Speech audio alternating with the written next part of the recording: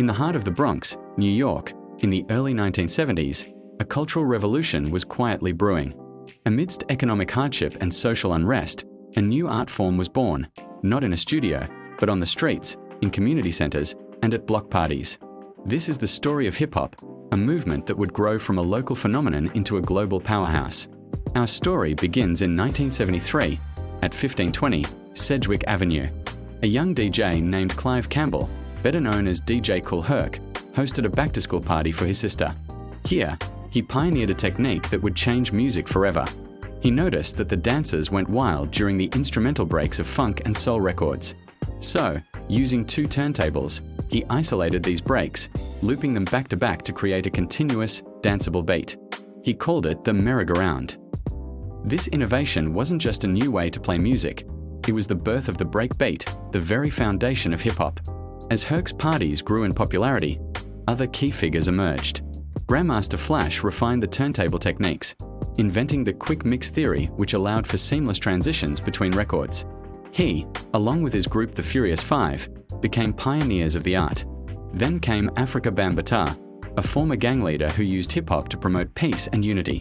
He founded the Universal Zulu Nation, bringing together DJs, graffiti artists, and dancers under the banner of peace, love, unity, and having fun.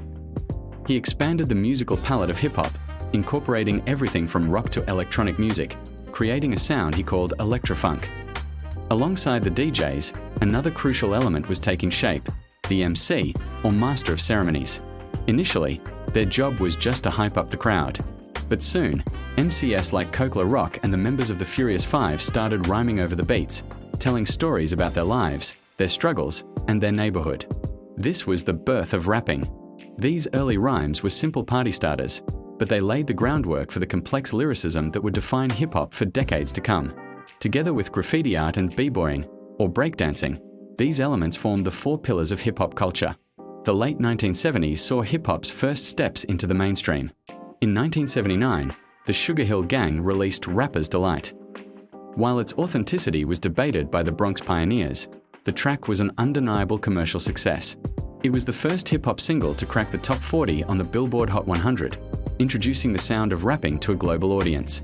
Suddenly, the world was listening. This set the stage for the 1980s, a decade that would see hip-hop evolve from a local party scene into a sophisticated art form. This brings us to the golden age of hip-hop, roughly from the mid-1980s to the early 1990s. This period was marked by incredible innovation and diversity. Artists began to push the boundaries of what was possible, both sonically and lyrically. The technology was changing, too. The introduction of drum machines like the Roland TR-808 and samplers like the Akai MPC allowed producers to create complex, multi-layered beats with unprecedented precision. Groups like Run DMC shattered the disco-funk sound of early rap. With their aggressive, rock-infused beats and their iconic Adidas tracksuits, they projected a new, tougher image for hip-hop. Their 1986 collaboration with Aerosmith on Walk This Way broke down the barriers between rock and rap, landing hip-hop on MTV and in arenas across the country. They proved that hip-hop wasn't just a fad, it was a powerful commercial force. Meanwhile, a different kind of revolution was happening on Long Island. Public Enemy, led by the commanding voice of Chuck D and the chaotic energy of Flavor Flav, turned hip-hop into a vehicle for political and social commentary. Their dense, noisy production, crafted by the Bomb Squad, was the sonic equivalent of a protest.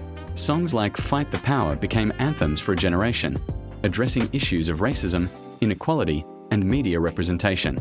They famously called hip-hop the CNN of Black America, a news source for those whose stories were otherwise ignored. At the same time, artists like Eric B. and Rakim were revolutionizing the art of lyricism. Rakim's cool, methodical flow and complex internal rhymes were a world away from the simpler party chants of the early days. He treated rapping like a science, raising the bar for what it meant to be a skilled MC.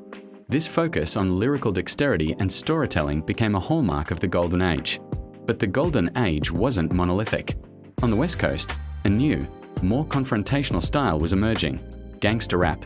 NWA, which stood for Niggers with Attitudes, burst onto the scene in 1988 with their album Straight Outta Compton. Their music was raw, unapologetic, and brutally honest, painting a vivid picture of life amidst police brutality and gang violence in South Central Los Angeles. Members like Ice Cube, Dr. Dre, and Eazy-E became controversial figures, their lyrics sparking outrage and FBI warnings. But for many, they were simply reporting the reality of their environment. NWS success proved that there was a massive audience for these unflinching stories, and it shifted the center of the hip-hop universe westward. Following the breakup of NWA, Dr. Dre would go on to define the sound of the 90s with his 1992 album, The Chronic. He pioneered a new subgenre called G-Funk, which blended funk samples, deep bass lines, and slow, melodic synthesizers. This smoother, more polished sound dominated the charts and introduced the world to a young Snoop Doggy Dogg. G-Funk made gangster rap more accessible and commercially viable than ever before. While the West Coast was dominating the airwaves, the East Coast was experiencing a renaissance of its own. In New York, producers like DJ Premier and Pete Rock crafted a grittier, jazz-infused sound. Groups like A Tribe Called Quest and De La Soul, part of the Native Tongues Collective, offered a more positive, Afrocentric alternative to gangster rap. They were labeled conscious hip-hop, focusing on social issues, introspection, and a more bohemian, intellectual vibe. Their music was innovative and influential, proving that hip-hop could be both thoughtful and fun. This era also saw the rise of lyrical giants like Nas, whose 1994 debut Illmatic is widely considered one of the greatest hip-hop albums of all time for its poetic, vivid storytelling about life in the Queensbridge projects. The 1990s were a time of immense commercialization. Hip-hop had become big business.